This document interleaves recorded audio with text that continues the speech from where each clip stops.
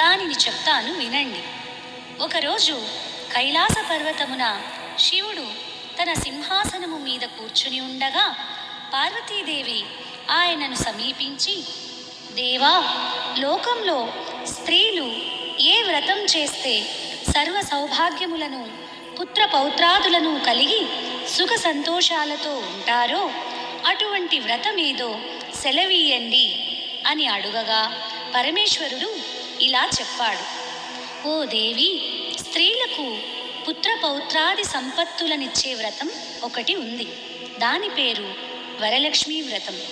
ఆ వ్రతమును శ్రావణ మాసంలో శుక్లపక్ష పూర్ణిమకు ముందుగా వచ్చే శుక్రవారం రోజు చేయవలెను. పార్వతీదేవి, నాథా, ఆ వరలక్ష్మీ వ్రతమును ఎలా చెయ్యాలి, ఏ దేవతను పూజించాలి, ఏ విధంగా చెయ్యాలి, దీనిని ఎవరైనా ఇంతకు ముందు చేశారా, ఆ వివరములన్నీ చెప్పండి అని అడిగెను. అప్పుడు శివుడు పార్వతీదేవిని చూసి, ఓ కాత్యాయని, వరలక్ష్మీ వ్రత విశేషాలు చెప్తాను విను. పూర్వము మగధ దేశమున కుండినమనే ఒక పట్టణం ఉన్నది.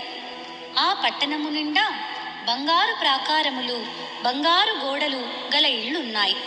అందులో చారుమతి అనే ఒక బ్రాహ్మణ స్త్రీ ఉన్నది. ఆమె పతియే ప్రత్యక్ష దైవముగా భావించి తెల్లవారుజామునే లేచి స్నానం చేసి పతిదేవుని పువ్వులతో కొలిచి ఆ తర్వాత అత్తమామలకు అవసరమైన అనేక సేవలు చేసి ఇంటి పనులన్నీ ఓర్పుతో నేర్పుతో చేసుకుంటూ ఉండేది. అందరితో ప్రియంగా మితంగా మాట్లాడుతూ ఉండేది. గయ్యాలిగా కాకుండా ఇంత అణకువగా ఉన్న ఆ మహాపతివ్రతను చూసి మహాలక్ష్మికి ఆమె మీద అనుగ్రహం కలిగింది. ఒకరోజు ఆ మహా ఇల్లాలికి కలలో ప్రత్యక్షమై మహాలక్ష్మి ఇలా చెప్పింది. ఓ చారుమతి, నేను వరలక్ష్మీదేవిని. నీ నడవడిక చూసి నాకు నీ మీద అనుగ్రహం కలిగి నీకు ప్రత్యక్షమయ్యాను. శ్రావణ మాసంలో శుక్లపక్ష పూర్ణిమకు ముందుగా వచ్చే శుక్రవారం రోజు నువ్వు నన్ను పూజించితే నీకు కోరిన వరములనిస్తాను. అలా ప్రత్యక్షమైన అమ్మవారిని చూసి ఎంతో మురిసిపోయిన చారుమతీదేవి కలలోనే వరలక్ష్మీదేవికి ప్రదక్షిణ నమస్కారములు చేసి, నమస్తే సర్వలోకానాం జనన్యై పుణ్యమూర్తయే శరణ్యే త్రిజగద్వంద్యే విష్ణువక్షస్థలాలయే అని అనేక విధముల స్తోత్రం చేసింది. ఓ జగజ్జనని, నీ కటాక్షము కలిగితే జనులు ధన్యులవుతారు, విద్వాంసులవుతారు, సకల సంపన్నులవుతారు. నేను పూర్వజన్మలలో చేసిన పూజాఫలం వల్ల నీ దర్శనము నాకు కలిగింది అనగా వరలక్ష్మీదేవి సంతోషం చెందింది. ఆ వెంటనే మెలకువ వచ్చి 4 వైపులా చూస్తే చారుమతికి వరలక్ష్మీదేవి కనబడలేదు. అప్పుడు ఆమెకు అర్థమైంది తాను కలగన్నానని. వెంటనే భర్తని అత్తమామలని లేపి చెప్పగానే వాళ్ళు కూడా చాలా సంతోషించారు. ఈ స్వప్నము చాలా ఉత్తమమైనది. దేవి ఆనతి ప్రకారం నువ్వు తప్పకుండా ఆ వ్రతం చెయ్యి అన్నారు. చారుమతి తన ఇరుగు పొరుగున ఉన్న స్త్రీలకు కూడా చెప్పింది. వాళ్ళు చారుమతి ఎంతో ఉత్కంఠంతో శ్రావణమాసం ఎప్పుడొస్తుందా అని ఎదురు చూడసాగారు. వారు ఎంతో ఎదురు చూసిన పౌర్ణమి ముందు శుక్రవారం రానే వచ్చింది. ఈ రోజే కదా వరలక్ష్మీదేవి చెప్పిన రోజని ఎంతో ఉత్సాహంతో చారుమతి మొదలగు స్త్రీలందరూ పూజకు ఉపక్రమించారు. ప్రాతకాలమే లేచి తలారా స్నానం చేసి పట్టుబట్టలను కట్టుకున్నారు. చారుమతి ఇంట్లో అందరూ చేరారు. అక్కడ ఒక ప్రదేశంలో గోమయంతో అలికారు. ఒక మంటపం ఏర్పరిచారు. దాని మీద ఒక ఆసనం వేసి ఆసనం పైన కొత్త బియ్యం పోసి మర్రి చిగుళ్ళు, మామిడాకులు అలంకారాలతో కలశం ఏర్పాటు చేశారు. అందులోకి వరలక్ష్మీదేవిని ఆవాహనము చేశారు. చారుమతి మొదలగు స్త్రీలంతా ఎంతో భక్తి శ్రద్ధలతో పూజ చేశారు. పద్మాసనే పద్మకరే సర్వలోకైక పూజితే నారాయణ ప్రియేదేవి సుప్రీతాభవ సర్వదా అను ఈ శ్లోకంతో ధ్యాన వాహనాది షోడశోపచార పూజలు చేశారు. 9 సూత్రములు గల తోరాన్ని కుడి చేతికి కట్టుకున్నారు. వరలక్ష్మీదేవికి అనేక రకములైన పిండి వంటలు చేసి నైవేద్యం పెట్టారు. దాని తర్వాత ప్రదక్షిణం చేస్తుండగా ఆ స్త్రీలందరికీ గల్లు గల్లుమని శబ్దం వినబడింది.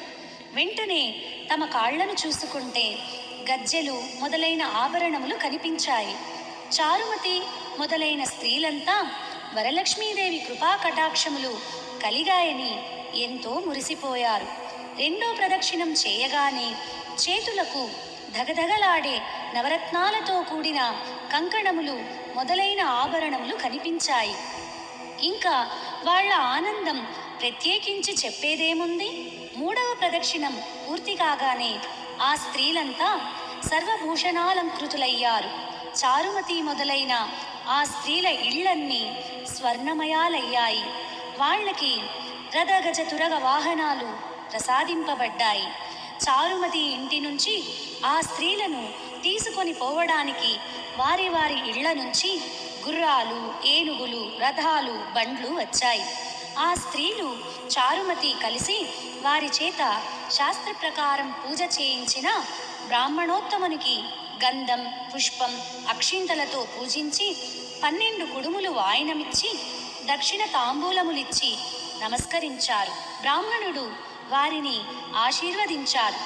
వరలక్ష్మీదేవికి నైవేద్యంగా పెట్టిన పిండి వంటలను బంధుమిత్రులతో తిని తమ కోసం వచ్చిన గుర్రాలు, ఏనుగులు మొదలైన వాహనాలలో వారి వారి ఇండ్లకు బయలుదేరారు. వారు త్రోవలో చారుమతి భాగ్యమును తమ భాగ్యమును ముచ్చటించుకుంటూ వెళ్ళారు.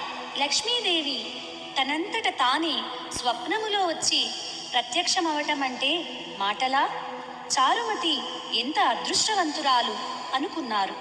చారుమతికి ప్రత్యక్షమైన విధానం తన మటుకే దాచుకొని తాను ఒక్కటే పూజించకుండా తమ అందరికీ చెప్పి తమకి కూడా ఇంతటి సౌభాగ్యం కలుగచేసిన చారుమతిని ఎంతటి పుణ్యురాలు, అలాంటి ఆమె పరిచయం కలిగి ఉండినా తామెంత భాగ్యవంతులు అని ఎంతో మురిసిపోయారు. అప్పటి నుంచి చారుమతితో సహా వారందరూ క్రమం తప్పకుండా ప్రతి సంవత్సరం ఈ పూజ చేస్తూ పుత్ర పౌత్రాభివృద్ధిని కలిగి ధనకనక వస్తు వాహనములను కలిగి సుఖ సంతోషాలతో ఉన్నారు. కావున ఓ పార్వతి, ఈ ఉత్తమమైన వ్రతమును చేస్తే, అలా ఎదుటి వారికి చెప్పి చేయిస్తే సర్వ సౌభాగ్యములు కలిగి శుభముగా ఉంటారు. ఈ కథను విన్నవారికి, చదివిన వారికి కూడా వరలక్ష్మీ ప్రసాదము వలన సకల కార్యములు సిద్ధించును అన్నాడు పరమశివుడు. సూత మహాముని శౌనకుడు మొదలగు వారితో, మునులారా, విన్నారుగా చారుమతి ఎదుటి వారి మంచి కూడా ఎలా కోరుకుందో. ఎదుటి మనిషికి మంచి కలగాలని కోరుకుంటే అమ్మవారు ఇంకా ప్రసన్నురాలై మీరు కోరకుండానే మీకు మంచి చేస్తుంది అన్నారు. ఇది శ్రీ వరలక్ష్మీ వ్రతకథ సంపూర్ణం.